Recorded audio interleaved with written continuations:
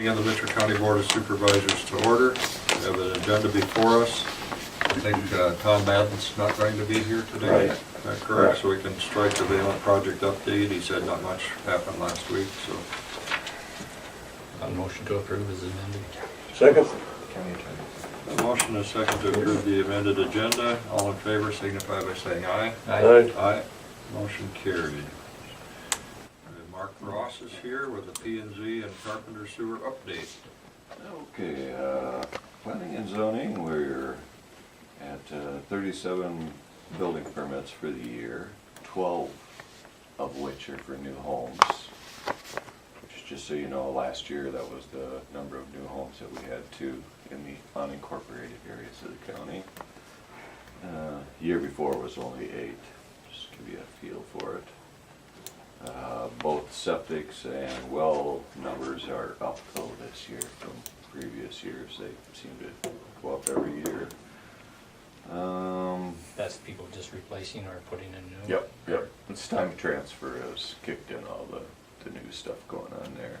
Okay. In order to sell their house, they gotta Yeah. bring it up to code. That's made for a lot of new. That and our wells, most of our wells in this county were built back in the 50s, or a majority of them were, and so they are just now starting to fail, having to be replaced. Carpenter, we had the DNR come up there and do their biannual or every 3-year inspection, and everything was fine up there. It's just we do I forget what you call it, a calibration of the meter every once in a while up there, but other than that, everything was fine up there. Should be a new system. We have 9 pumps that need to go in for repair. Now, a couple of those pumps are going to be under the old warranty, so they won't cost us nothing, and the others don't look like they're major problems, so that won't be so bad.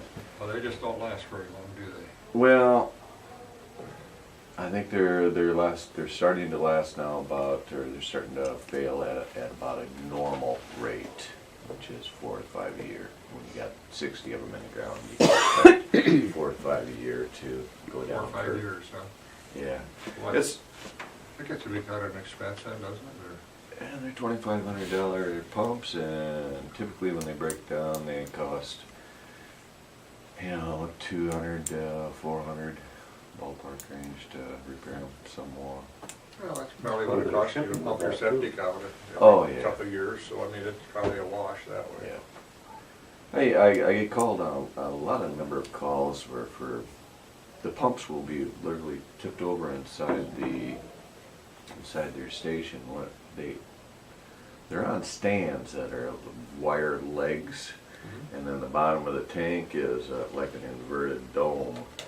And so if it's not sitting just perfectly straight up and down there, I think it vibrates slowly, tips over, and won't work. You go up there, stand it back up. So it's just a bad design flaw, I think.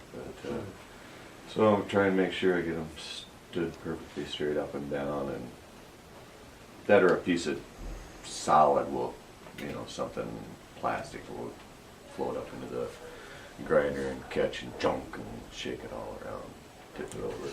How big a thing is that sits in? Yeah, it's about probably 4 foot wide.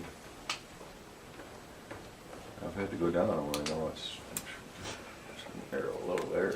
Don't touch the sides. You try not to, but it's not possible. So anyway, I do have every year I go to the wastewater convention down in Des Moines in January. I can take the pumps down with me then and get them to repair them. We'll be sitting on the machine pumps, repaired pumps. How many new pumps did we have? You said we had reserve. We started with 3 reserves. Okay.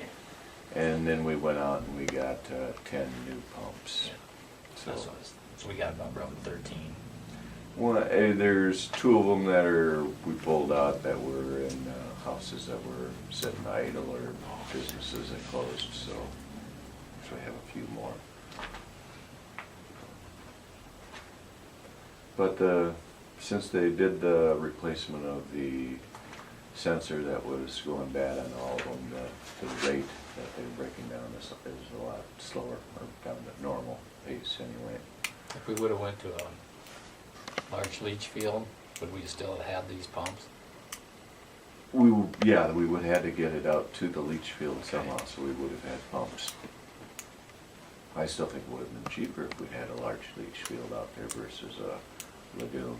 In the long run, lagoons are expensive maintenance cost-wise. I mean, 20 year, not 20 years, but about 10 years from now, we'll have to be looking at dredging it because the sludge buildup on the bottom of the pond will get too high to work effectively. It costs a little bit of money. And then just all the other maintenance costs that are associated with the lagoon.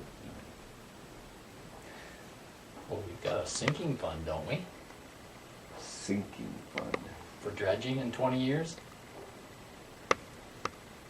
Supposed to Well, be. then I think we better be setting one up. I don't recall if there was. It's supposed to be. I think there is.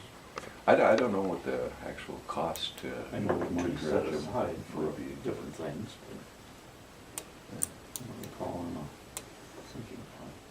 Because, you To know, look at the when we got 2080. the council out there, when we redid this, there's a sinking fund for the wastewater treatment out here.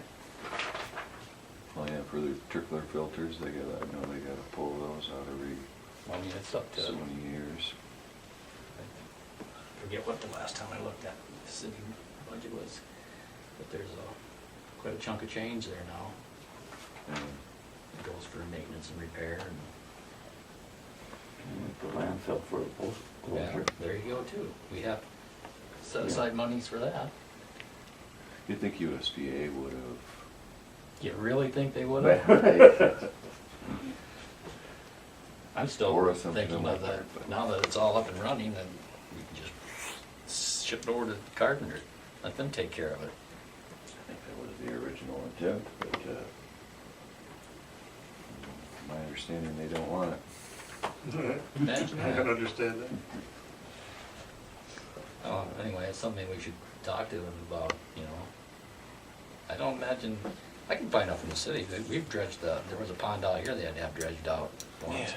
So you could just give you a ballpark figure Right. on how much it cost anyway. And they, because it does silt in. Yeah. It's I forget what they call it, some kind of a pond, Settling pond? settling pond, maybe that was what it was. And I know they had to have that redone, Yeah. you know.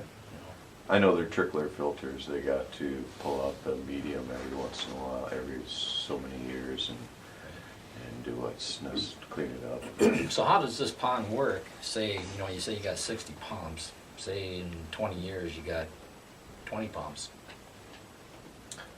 How does it work? Well, I mean, does that pond continue to work like it does? I mean, aren't Yep. they designed for X amount of Yep. effluent and, The amount, the amount of effluent, our limits that we can release into the creek are, it's around 80 to 120 and different, there's settable solids and COBD solids, different measurements, but typically our measurements come back about a third or maybe even a quarter of the limit.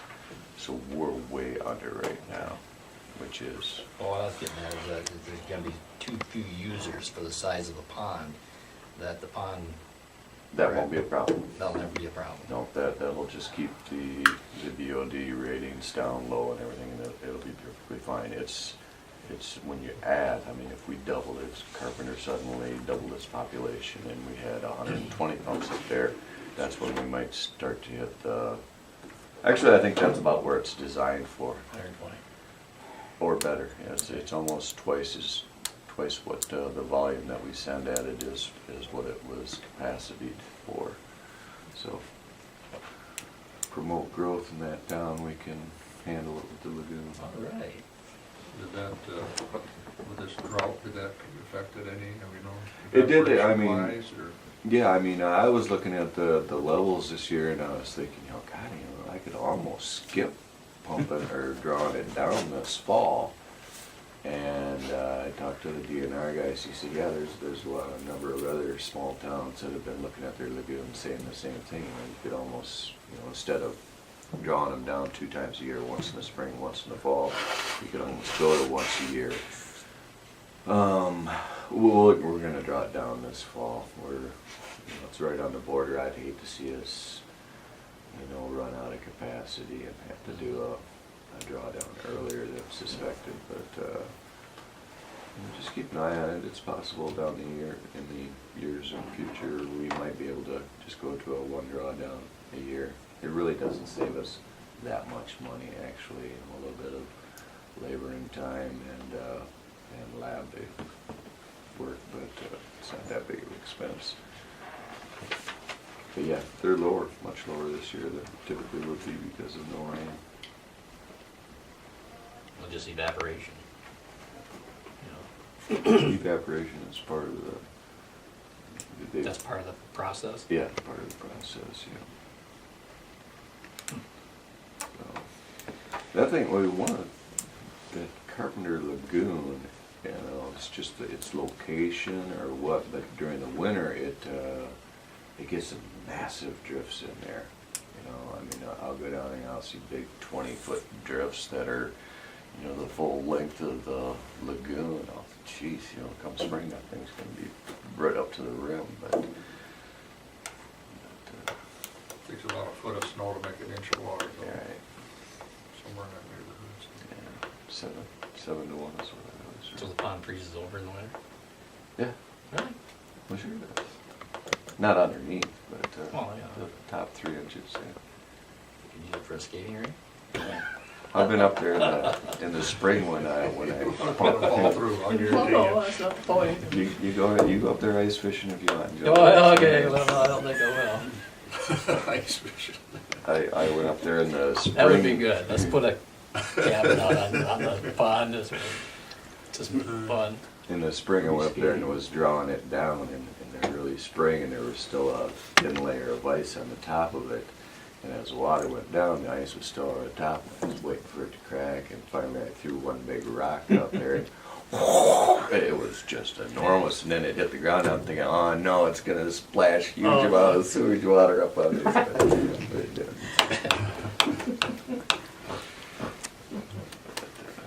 Tales of the Lagoon. Yeah. Again next And the creature from the creature. Carpenter Lagoon. When are the 30 days up at Mona? It's November 12th is the last day. I know I'm scheduled to go up that way for some water tests later this week, so I'll swing by and see if have you been by there? I was up there last week. I was driving bus up there. See it? Nothing's moved. I did find an old cell phone number for him. I don't know if it's still good or not, but next week or so. Well, my understanding is he moved in that trailer, well, you come off the Mona curve Yeah. and you take a left, and there's a trailer then on the right before you're able to turn south. That's where he moved to.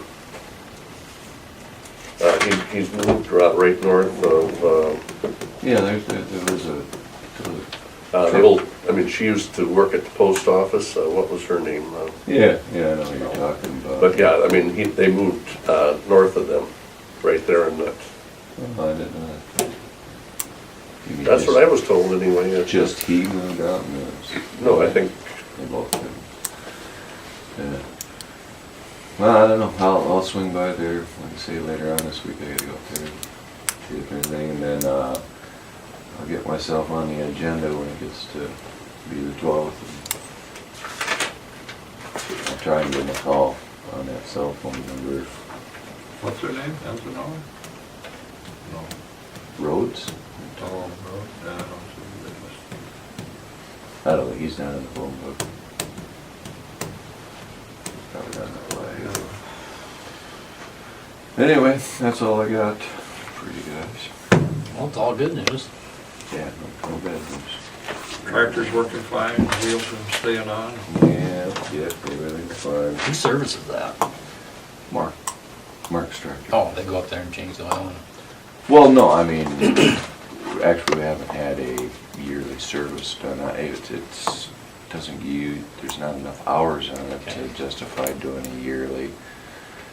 I was thinking about once every 3 years, maybe.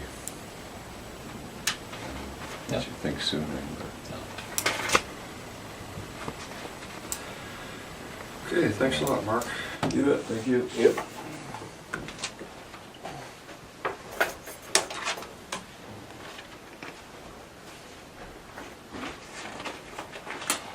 Okay, approval of the minutes from October 23rd. I really don't have any problem with the motion to approve. Second?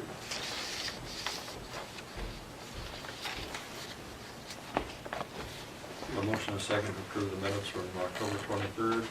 Roll call vote. Wolf Landry? Aye. Fox? Aye. Brown? Aye.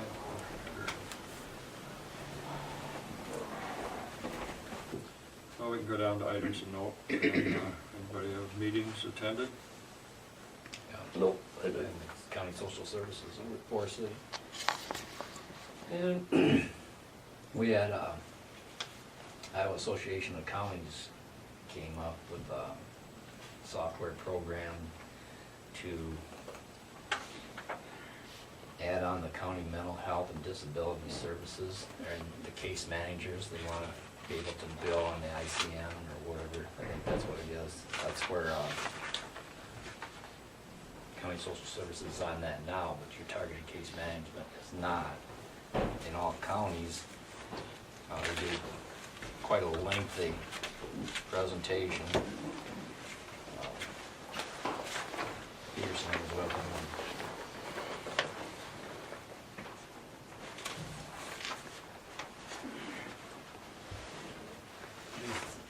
Counties in blue are on their system, and the ones in yellow is a different system, and the ones in white are DHS. And they want to, and the trouble we'll have now is that, you know, a number of our counties, Pocahontas, Floyd, Butler, Calhoun, Black Hawk, they're on DHS. But, so anyway, we just tabled it till we had more information of whether or not to change our IT to go that route, and then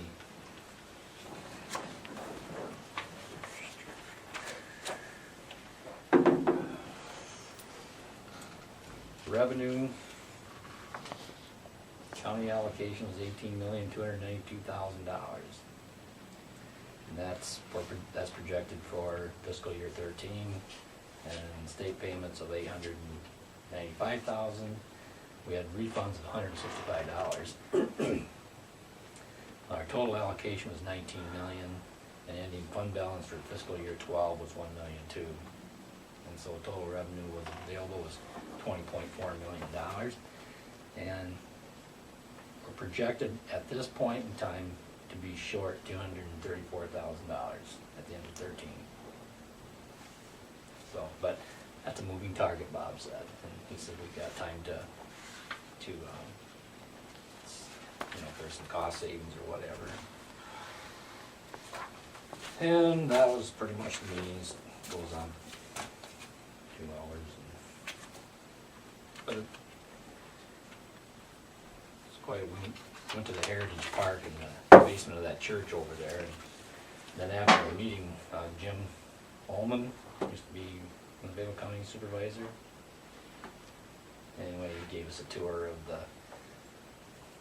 all the tractors they got and steam engines, and oh my God, they got stuff over there. Just say, but well, that was my meeting. I see the county engineers here, so we can back up to item 5. Got an update from Rich. Good morning, Rich. Cold. Snowplow on? Huh? Got your snowplow on? We're getting them. As bad as that sounds. Didn't hear you sound. Few things. We're doing some pipe extensions over by McIntyre. There's twin 84-inch pipe over there. We've been extending those pipe for the future project when we pave that. We needed more length on them to get our shoulders widened, so they're doing that this week. They'll be doing that this week. They'll also be, they've started working on putting standards on the dump trucks. I know we've got one truck with a wing on it already. I don't know that they've got his belly blade on yet, but, they'll be getting that stuff done too, working on that stuff this week and whenever they can fit it in. I know the snow's not here yet, but it's nice to be prepared. We're gonna start hauling our mix back out to the satellite shops again. They brought it all back in last year and they wanna re-dose it with chloride before they take it back out again, because the worst thing that could happen is you go out and you go out with a big old ice box when you try to spread it and it doesn't work. So they kinda re-dose it at the shop, because we've got the overhead in Osage, put the chloride back on the dumps. So they'll be doing that. We're still out blading the roads when we get some time. I know there's some moisture out there yet, but when it's this cold, we kinda hold back. The surface is sometimes frozen. We talked to the power company about the light on Walnut, so we'll be putting that in $1,000 and then the electric bill per month. So that's getting done. You know, last week I told you about the roof in Riceville. I don't remember, was it raining that day that I tell you that I stopped in there? It was raining I shouldn't say just as heavy on the inside, but. Thursday wasn't it? It rained Yeah, I think Wednesday. Well, it rained Wednesday when I went to Forest City, but when I got back here, it wasn't raining so bad, but then the next day it rained quite a bit. Well, we did. I went in there and it's leaking through the insulation. It's coming down the walls and everything. Yeah.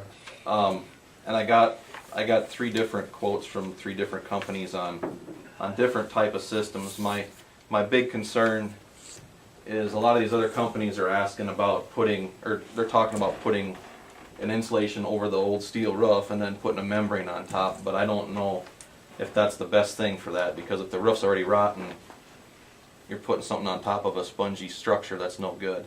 We got some quotes for just the replacement of the steel, and I think I kind of gave you guys a brief dollar amount. One from Midwest Roofing, we got a quote for that was the membrane. We had them quote several things. I don't know why they gave me the membrane. But to put a new steel roof on, which I think is the best alternative, I don't think we should cover something that's bad. Cloverleaf Construction in Mitchell came out and looked at it, and with the new insulation system and the new steel roof, they said they could do it for $15,872. So I'm thinking, if you guys are okay with it, I think we need to get that roof fixed. Yeah, that's about half of what you're. Well, the other. Last week, 25 to 35. Well, the other systems are, to cover it are 21,000, and those don't include if there's a bad panel to replace it. So, if we've got bad panels, we might just as well replace them all. Make sure we got a new roof, and then maybe with the new insulation system, we can kind of monitor better whether or not that roof's going to keep deteriorating. I gotta assume that it's the moisture from the wintertime when those vehicles come in, and somehow it gets in between that insulation and that roof, and it just kind of stays there and it never gets out, and it starts to rust. Need to ventilate that roof. Like, are they gonna put in a rigid type of insulation this time? Or? I don't know what that system is, but they said, last week, they put it between the rafters and the steel, and then you've got that sandwich there that does no insulating whatsoever, and it's starting to rot right at those bolt holes and everything else. So I think if you guys are okay with it, the budget I think we can take for the buildings, we can take that $16,000 and get that roof fixed. And I'll try to see if they can do it yet this year. What we wanted to do also is, if we were going to do that, is move our radiant heaters off to the side. Right now they're sitting right over the cabs of all of our equipment, and that only gives you a couple feet, not even a couple feet between the cabs and the heater. I've never been over there. Is that roof like a cathedral? I think it's a one slant roof goes that like slants that? the north. So Just one pitch, mono yep, pitch. one pitch. How big a building is that? You know what the size of it is? The roof is 66 by 46. Cloverleaf built that building. Did they? Yep. Well, and they're familiar with. Yep. Because yeah, what is it? It's got to be 20-some years old. Oh, 87, 88, 87, something like okay. that, I can't remember exactly, something like that. So, well, I think that'd be a wonderful idea. Get it fixed. well, it. before the monsoon starts. The joke was the guys got into work that day and they were sitting in the pickup with the wipers on inside the building. It's good they got a sense of humor yet, but it's not Pretty good. good It's- indication When it of runs diesel down the gas. walls, we're gonna do more Yeah, you're damage just yet. causing more damage. Well, and it's not good for the power and everything else that starts leaking into Yeah, something. it's not good for whatever else is in the building. You don't need all that moisture rusting your tools and everything else. You guys are gonna see a large claim from the Iowa Department of Transportation for about $38,000, almost $39,000. We ordered belly blades, just so you guys are aware. The belly blades came in, and we ordered 200 of them. Last year we ordered belly blades. We ordered $17,000 worth of belly blades, but they were thinner and they weren't as tall as the standard ones.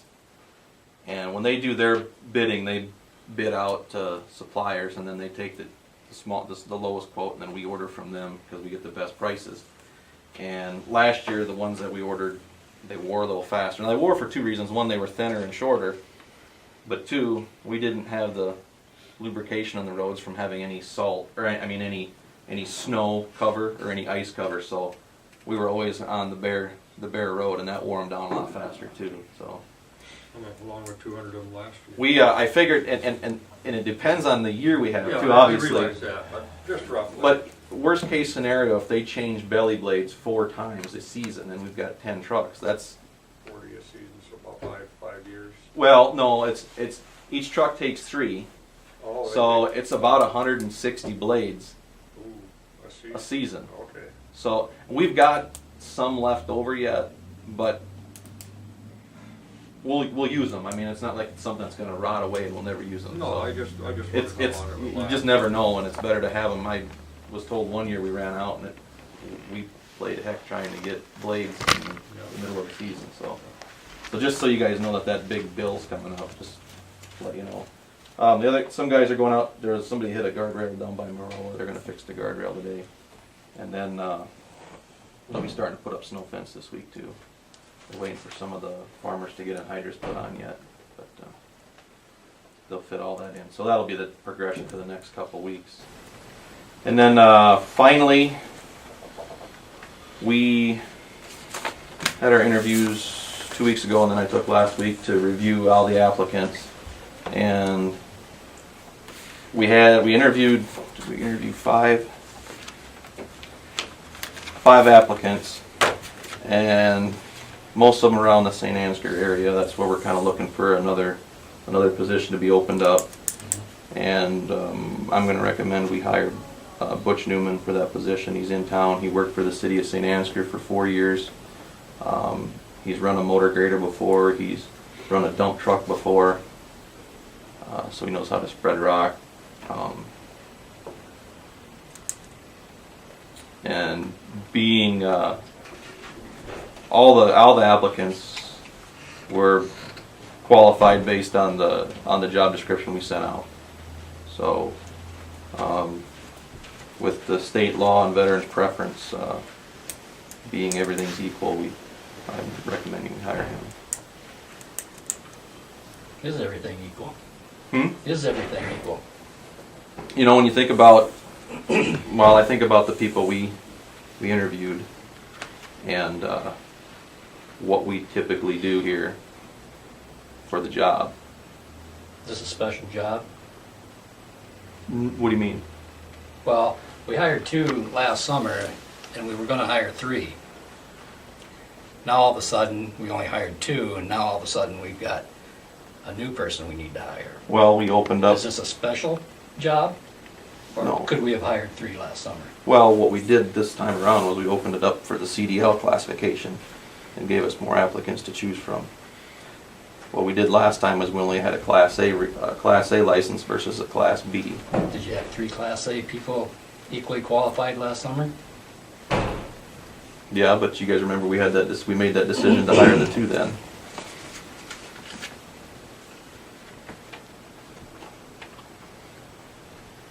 Well, I'm not ready to hire anybody then.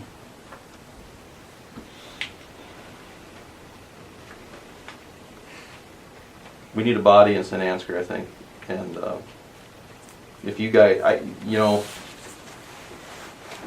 Well, I mean, it's up to you to hire You- what you need. I mean,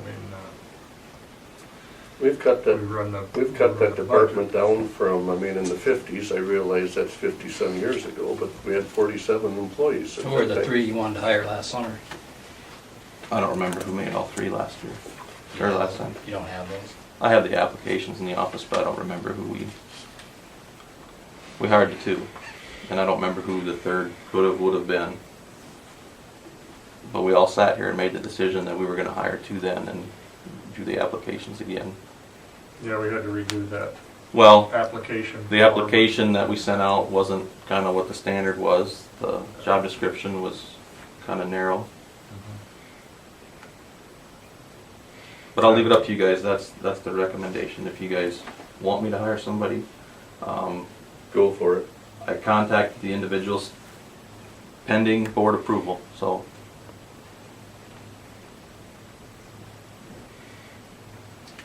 Well, I guess you know what you need out there, Rich.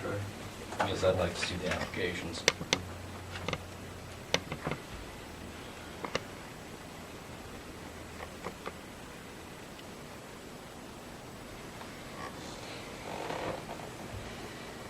All the applicants are, We don't need them today. We don't need them today. What's that? We don't need to hire the guy today. Well, we're down one person, so. It's not my fault. Had a chance last summer to get three. I'd like to see the applications and put it on for next week. it's okay with me. I think there's a big story goes along with this. That's what I've evaluated. I'll be out to look at them. Well, I mean, if it's my decision to hire, I guess, do I? I mean, you guys ultimately have the final say, and I'm not gonna argue with that, so. If you guys want to review the applications, you can certainly do it. I would like to. Normally I wouldn't, but in this case I will. That's your right. Thank you. So tractor quotes next week. Pardon me? The tractor quotes next week too. Yes. Yeah, that's what I had. They down. should be, yeah. Okay. I think I'm getting them, I should be getting them on Friday. Okay. What direction you want me to take?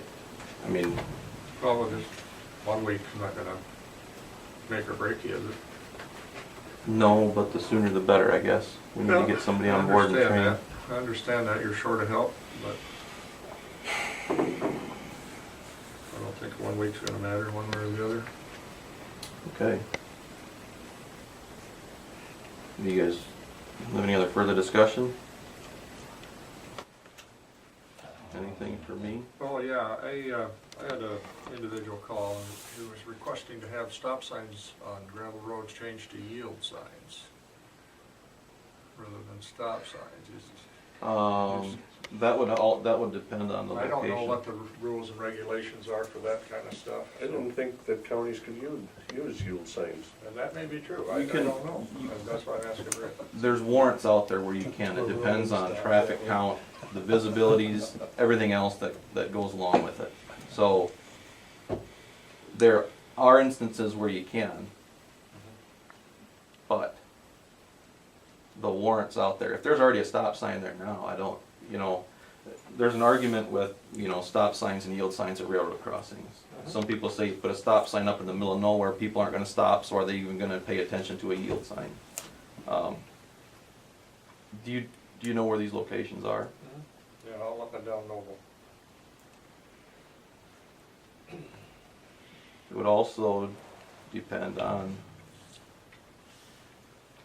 whether Noble was, North and south, there's no stop signs, it's just the east and west roads have. and it would Stop depend coming on out if of Noble is, at the time those signs were put up, did the Board of Supervisors at that moment decide that that was the through street? It had to, and if there's stop signs at every one, and then is Noble, I don't remember, About 110. is Noble a farm to market road in which, It could very well I be. think it is, anyway, it's got a wide grade to it. Yeah, it's not that wide, I guess. okay, oh yeah.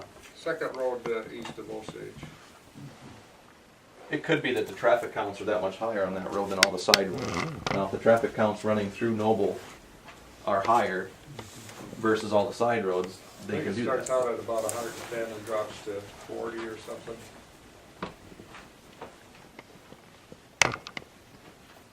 And it depends on where you're at, but Yeah. Well, you just, you know, they bring them tractor and 2 wagons, and they gotta, you know, they're thinking, well, there's line of sight, there's no problem, line of sight, or, you know, there's no groves or anything in the way and stuff. I like guess that. one would have to look at, I just wondered what the rules were. most of the, if you put a stop sign up, it's gotta be resolute. You gotta have a resolution for it. Okay. So I mean, I can spend some time looking through all of our resolutions to find out why they're there. And at that time, it could have been the Board of Supervisors chose that road as a through road. It's the it's the road we call the wide road. I mean, Okay. it's wide because a lot of traffic runs on it, so. Yeah, there's more traffic on that than March, and I thought March would have had more traffic. It's almost double, I think, what March is, maybe triple, so. I just wondered what the rules were. The MUTCD has warrants that determine, and to be honest, a lot of the warrants relate more to big cities. I mean, every county in the state of Iowa, or maybe even anywhere, these small rural counties don't always have the maximums to warrant stop signs where people want to put them. So then you've got to use engineering judgment and line of sight and all these other things, geometry of the roadways, to determine whether or not you need them. And if at the time that they put those stop signs up, the board said we want to designate Noble Avenue as a through road, then that's what would have happened, and there would have been put stop signs on either side of it. Yeah, and, you know, you put all the stop signs out there you want, and people don't stop anyway. I witnessed that almost daily in my previous career, you know, especially on major, on hard surface roads even, they wouldn't stop, and I just thought, you know, kind of made sense what he was saying, but if it's not legal or, you know, we can't do it, that's fine. He wasn't adamant about it or anything, he just thought, you know, you come up there with a tractor and 2 wagons full of corn, and, you know, if you keep going at 2 miles an hour, it's a little better than having to come to a complete stop. Now, you know, well, I guess I'll look into this, the stop versus yield. Yeah, you know, don't put it at the top of your list, but I was gonna say the issue with yield signs is people won't even, you know, slow down, they'll just blow right through as if there wasn't one there at all, So at a so. wreck and there's a stop sign, you've got something to hang your hat on. If there's a yield sign, it's gray. yeah, yeah. So, but I'll look into that a little bit. I didn't know, so I just gotta give him an answer. You know, there's a lot of, with signing, you gotta be careful with it, I mean, it's, Oh, I know, that's why I asked. I thought of something, you got a guy with a CDL Class A out there? huh? You got a guy with a CDL Class A? Yeah. Okay, we got a trailer out at the landfill that the courthouse can use to store stuff in. But we'll have to have somebody go out and pick it up and bring it in. Okay, And park it out front. when do you wanna do this? Well, Dave said something like Thursday. It's an old electronics trailer. So it's just a big cargo van It's a big type box? 40 footer. 56 foot long probably. 56, I don't know how big yeah. it is. It's long. Okay, Just I'll check with Dave when he wants it.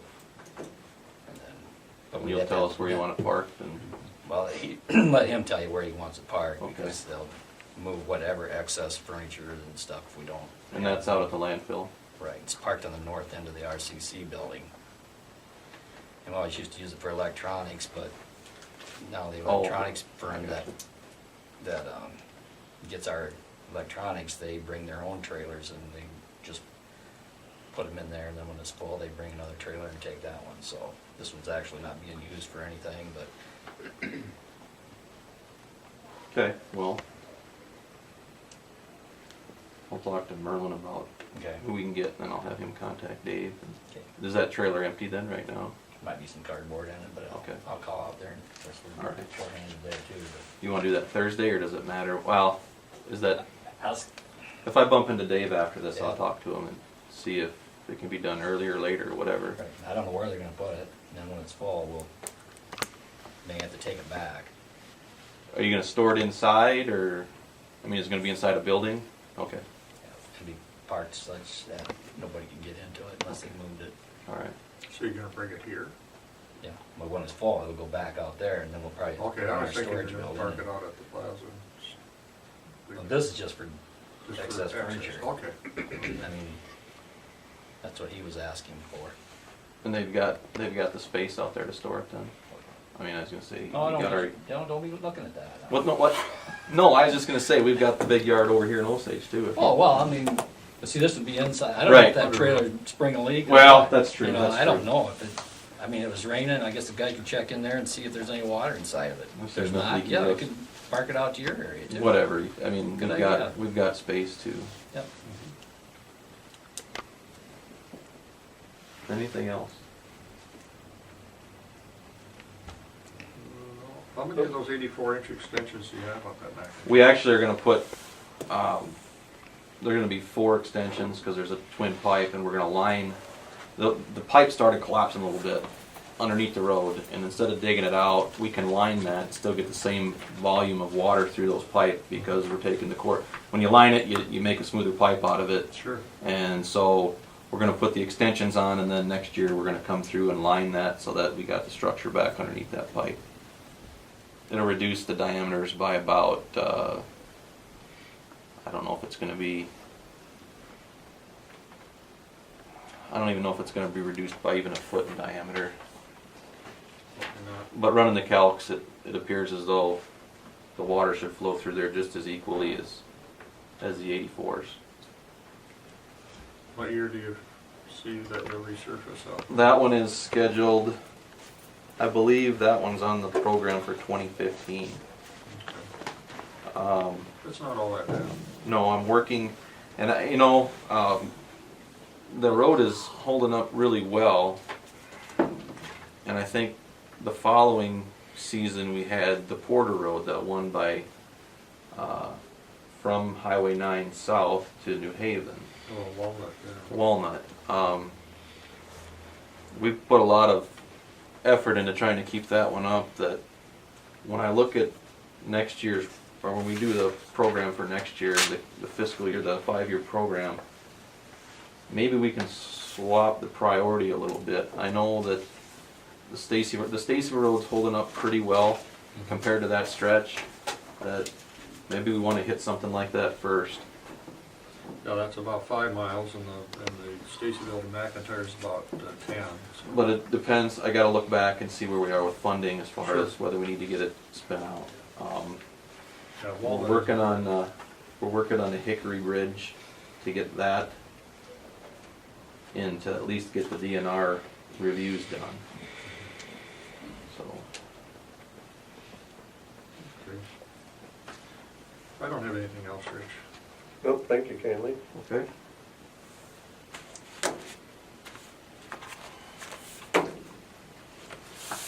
Have a good week.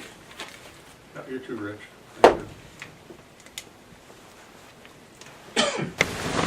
Had the NIVIC Public Relations and Marketing Committee meeting last Thursday. Went over the financials. We got bids for the heating and ventilating and air conditioning system at $90,000. So that's going to be a big item. Whole system needs to be replaced. We'll be receiving the audit at the full board meeting this coming Thursday. The Arbor contract ended early, so that shortchanged some people there. Getting some work from Eternity Wireless. The janitorial contracts are good with Curry's and Graham Manufacturing.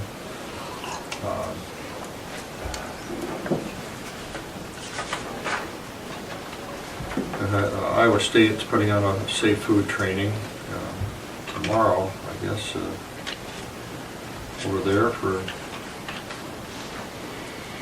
training some of the individuals. A lot of challenges there. I don't know if anybody's seen the insert in the paper here a week or so ago from NIVIC, helping people work.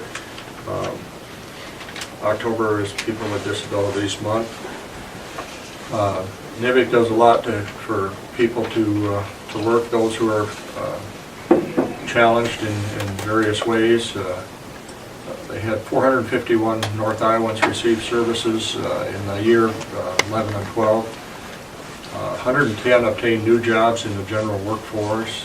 162 retained jobs and advanced their positions in the workforce. And 154 worked in the NIVIC operated businesses, which would be affordables and affordables on first. Many completed curriculum skill training. 97 were volunteers in community activities. So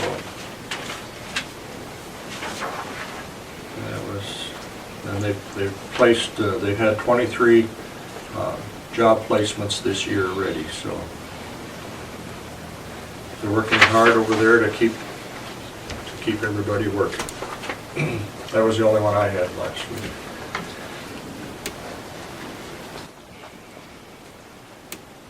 Item B, moving update. Did you have any more on that, Joel? It's just pretty much ongoing, they're still preparing the plaza. Some point in time, we may have to have staff meetings to get everybody, answer their questions. There's still some concerns about having secure storage for the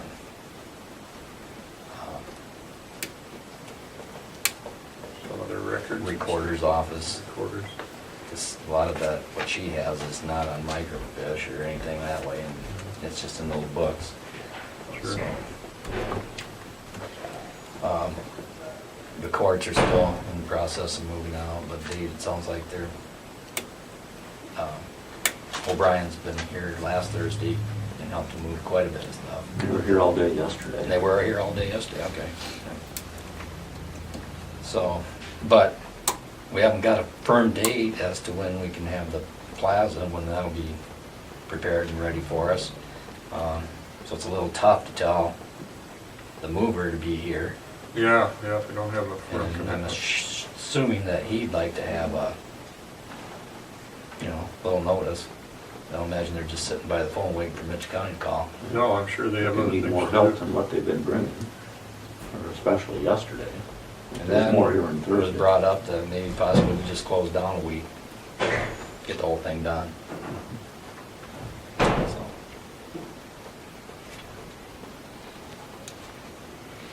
Yeah, Thanksgiving week, there's only gonna be open 3 days anyway. problem with Thanksgiving week, so many people are gone for the week. That's just true Travel. too, yeah, vacation so time, that- so. Probably not good either. So, anyway, Is that? Manure management plan update? One this time, Christensen Farms Midwest, actually it's one that's in Floyd County, but they apply manure in Mitchell.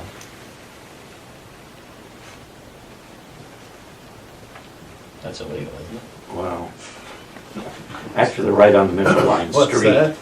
It's illegal, isn't it? What? Well, I see those Floyd County guys sending their manure to us. Usually it flows downhill. Yeah, you'd think that, that's right. Did, Probably on the Floyd County side of the county line. Did anybody travel east of Osage? Oh, absolutely, I've seen, Did you see that big honey wagon? oh, What absolutely. was hooked onto it? Absolutely. A large John Deere four-wheel drive tractor with duals on, all steel wheels. And how it got there? How did it get there? Helicopter? The trailer did? I would hope. Semi-trailer, but Oh, No, boy. drove right by my house, you can see the tracks. Maurice Johnson told me so. Yeah.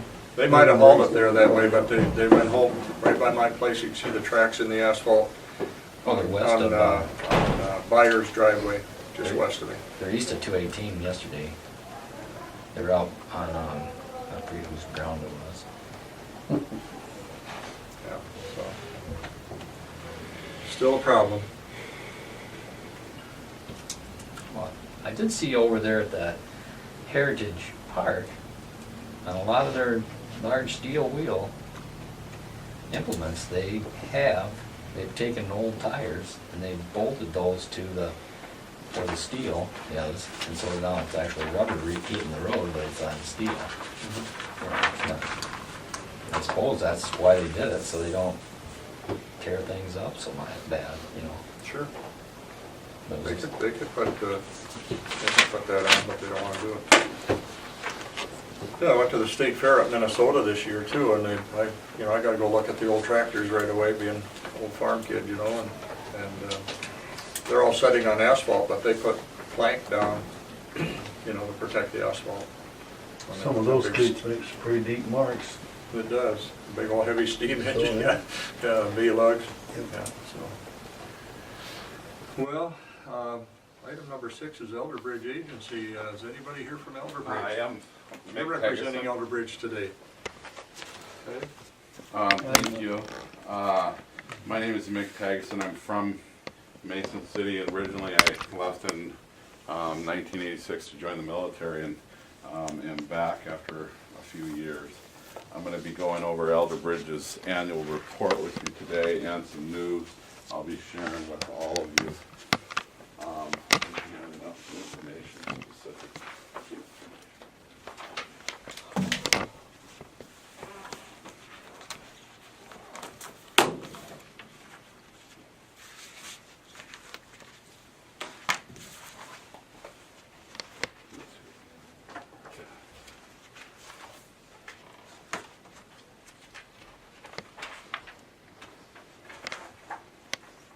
Thank you.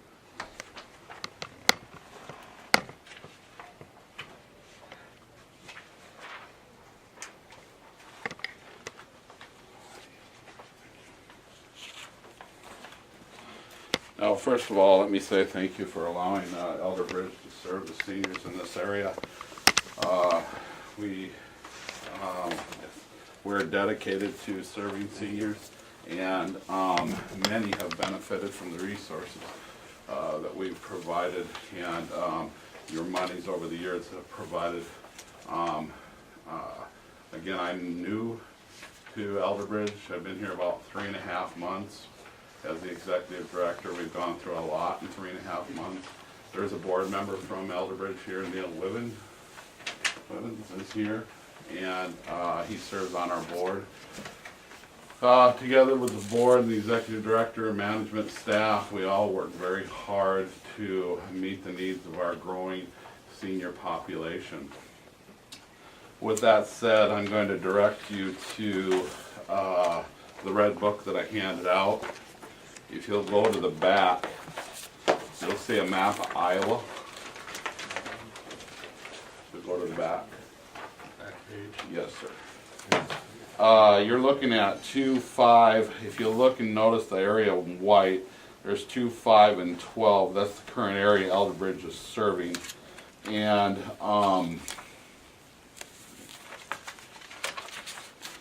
Elderbridge is serving. And we are looking at a new, what they call primary service areas. The legislature has mandated that primary service areas be reduced from 13 to 6. Therefore, for example, 4, 13, and 14 will be combining into one primary service area. The Elderbridge, again, service area is 2, 5, 12, and we are applying to be also serving Area 3 in the northwest corner.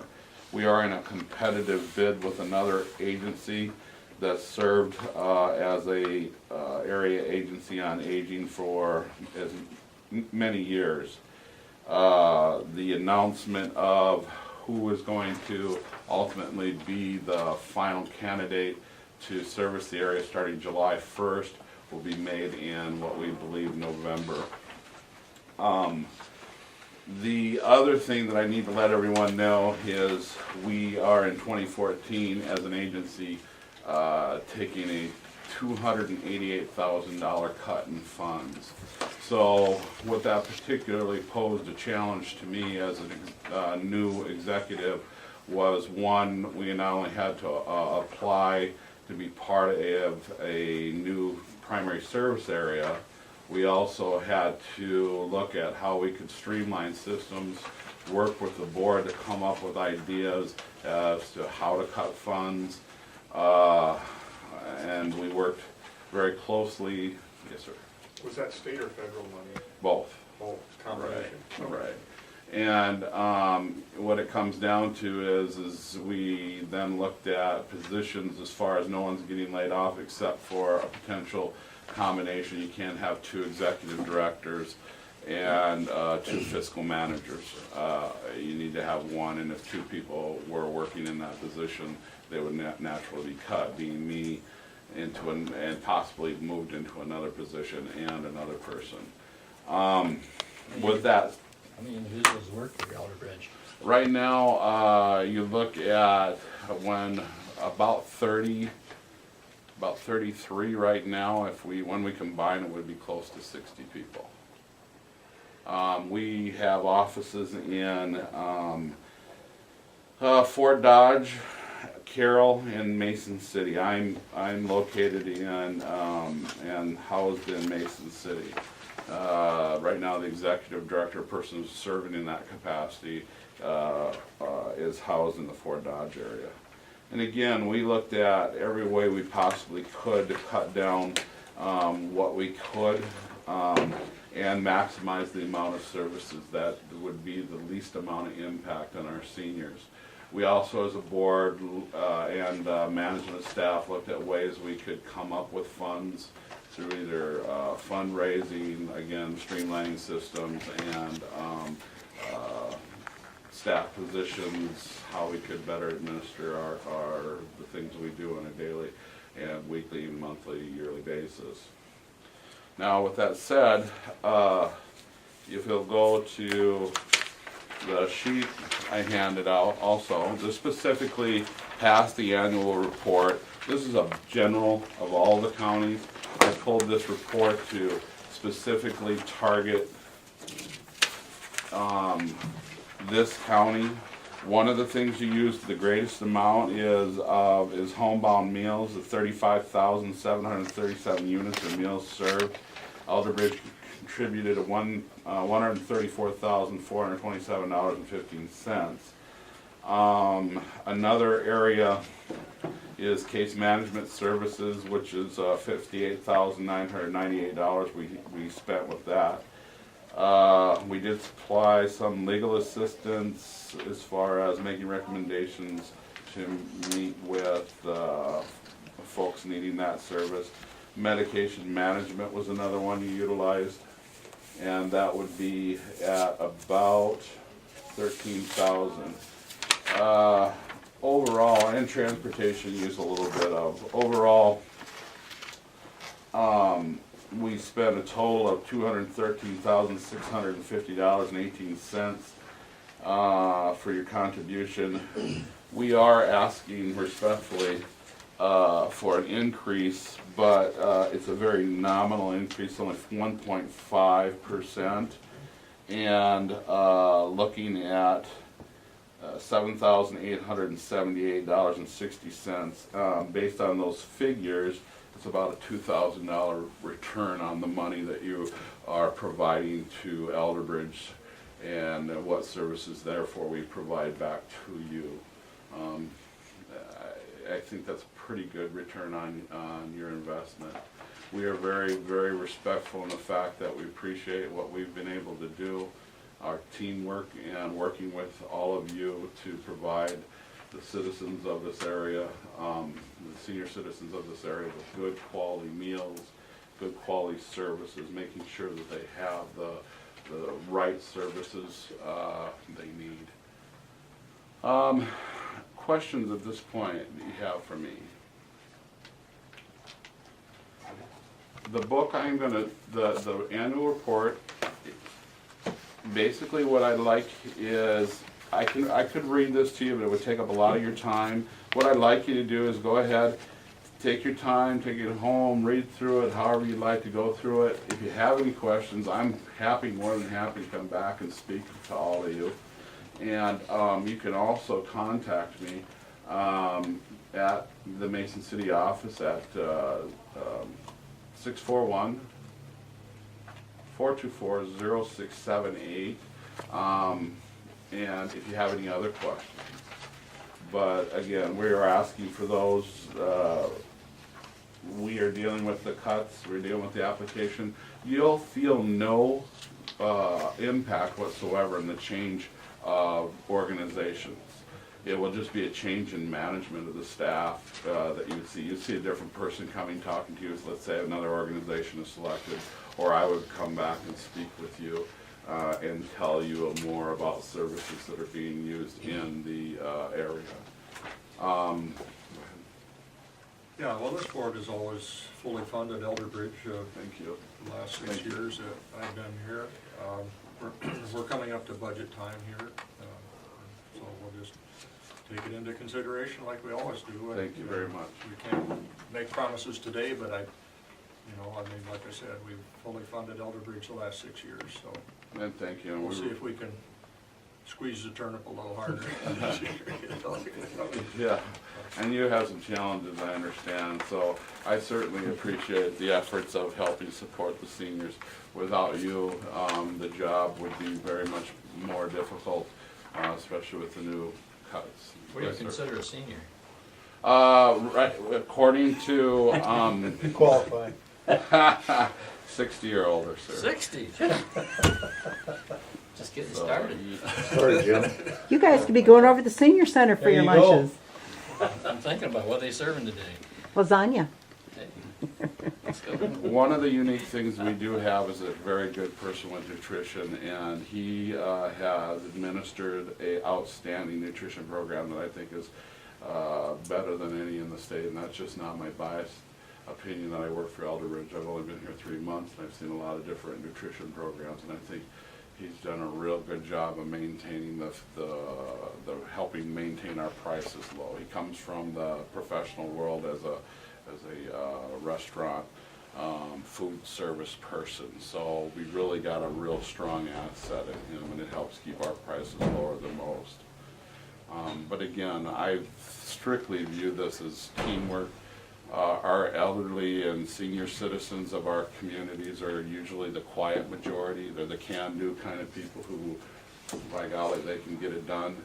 And quite often they're last to complain, they're last to stand up, and they certainly don't want handouts. So when we stand up there, we look for ways to empower them to live on their own, to maintain the homes. And just to give you a real good idea of comparisons, is these services, and I always tell people this, and I'm not anti-nursing home, I think assisted living and nursing homes have their place, but in-home services cost anywhere from $700 to $5,000 a year. Comparably speaking, assisted livings can range anywhere from $55,000 to $80,000 if you get up into nursing homes. So if you do the math, and accounting-wise, you can provide a lot of services and really provide cost-effective means to keep people in their home. And doctors always tell you, where do you heal best? Home. At home. Right, No so place like home. no place like home, and it really is true. Because you get to control the remote. That's right. I took that a page out of my own family. I just don't live that. I don't talk about it. I lived it. I took care of my grandmother. She lived in North Springs, and I came back from when I was living in Minnesota and working as a probation and parole officer.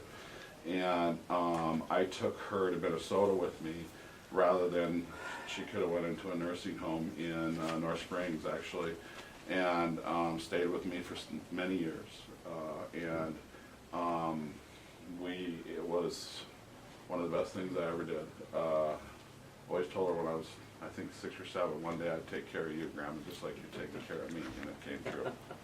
So I just don't talk the talk. I certainly have walked the walk and been a caretaker myself. So thanks again for your time. Yeah, thanks, Mac. All right, nice to meet everyone. Yeah, thank you. And the phone numbers are in the back page of the book. Correct. All your numbers are in there. Feel free to give me a call anytime. I'd be happy to come back and talk to you. Okay, thanks a lot. Mac. Thank you. Have a nice day. Yeah, Thank you, Neil. Yeah. Item B is a salary step increase, I guess. So noted on. Cassie Hoisington, home care aide 3, is making her step 6-month step from 1090 up to 1142. So noted.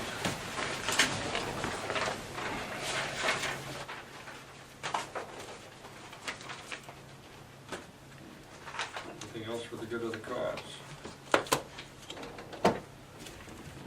9:36.